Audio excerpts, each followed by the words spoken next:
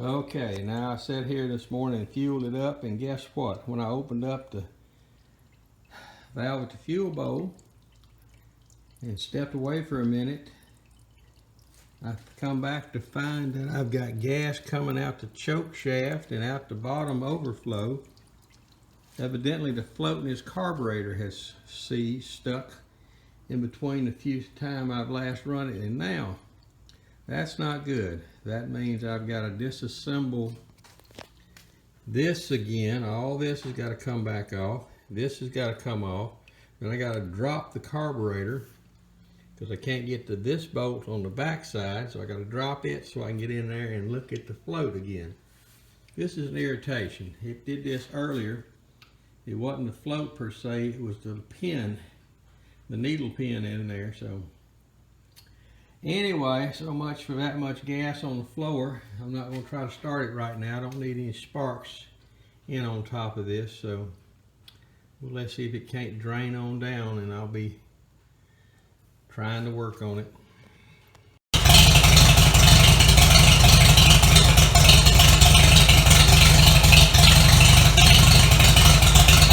And I even tried the clutch, and it did work. So tomorrow on Saturday I will probably be putting it back together again and running it. I've got to sit there and cut it off a second here and adjust the tappet. Greetings and salutations from central Louisiana, just a few miles west of Dry Prong. And I have buttoned this tractor back up, went through and adjusted the valves this morning, set them to 17 thousandths, which is the factory spec. Went through that, batteries hooked back up, the gas is turned on, the steering column is reinstalled. I guess there's nothing left for me to do now but to crank her back up and double check the carburation. I got to thinking that I hadn't checked the brakes on this, and I went and put my foot on the pedal and I didn't feel anything, so I don't think it'd be wise for me to move this tractor until I adjust the brakes. So that's the next step. She seems to be running sporadically, so that's good.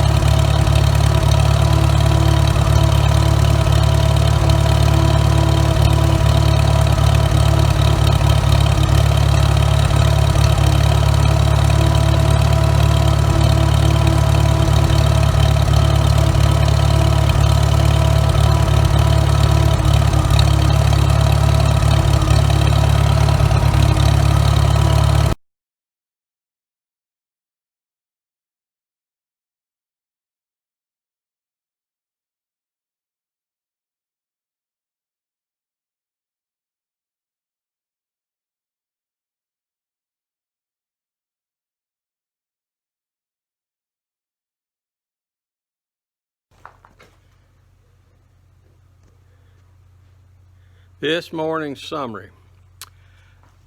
It rides rough. Of course, with the agricultural tires on pavement, it will ride rough. The seat is still a little far back. I'm gonna have to move it forward. I poor little old short legs just having a hard time reaching and getting the clutch fully depressed and the brakes. So I need to move it forward as far as it'll go. Did discover that the front wheels, the rims weren't tight on the hub, and that allowed that to slip, which pressed against the valve stems and allowed them to bleed air out, and I had 2 flat tires I had to go deal with a minute ago. If I damaged this valve stems, we'll see in a few days if they drop again. But if I did, I've got 2 spare rims and wheels that have the keepers welded to the rim, which I need to pull these rims and add some keepers so the hub won't just spin in the rim if it's not good and tight. I also need to take the bolts off that I used to attach the clamps on the rims, and I need to weld a T on the top of it so it won't spin on the backside. So several things to be dealt with, a lot of bits and pieces. The brakes still seem a little spongy to me, but they do work. It shifts well. The neighbors are not happy with me because it goes too slow for them, but guess what? They're gonna have to learn to live with it. Bye.